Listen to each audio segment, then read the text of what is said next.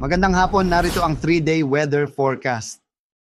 Sunod na 3 araw, simula Saturday hanggang Monday, yung weather condition na mararanasan natin dito sa Metro Manila, sa Baguio at Legazpi, particularly sa malaking bahagi ng Luzon, mananatili yung impluwensya ng easterlies hanggang Sabado.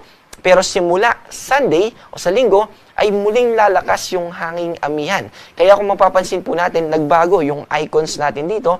Yung muling paglakas po ng amihan ay posibleng magdulot ng mga pag-ambon dito sa Baguio at sa Legazpi hanggang sa Monday. Pero dito naman sa Metro Manila, mananatiling mababa yung tsansa ng mga pag-ulan at in terms of yung difference ng icon na ito, posible yung mga thunderstorms dito sa Metro Manila hanggang Saturday. Pero simula Sunday hanggang Monday, most likely mga pag-ambon na lamang po ito at associated ito sa amihan.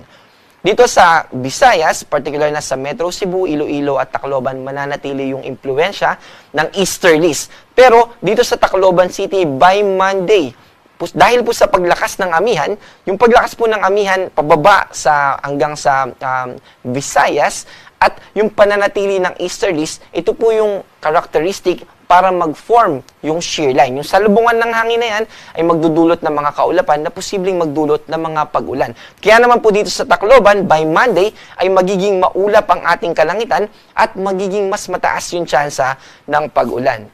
Dito naman sa Mindanao, tulad po ng binanggit natin kanina na posibleng pagbuo ng shear line, ay dito naman po ito makakaapekto sa northeastern part ng Mindanao, particular na dito sa Cagayan de Oro, by Monday din po. Pero throughout Mindanao ay magiging mababa po yung tsansa ng mga pag-ulan. Pero watch out pa rin doon sa mga localized thunderstorm na binanggit natin kanina.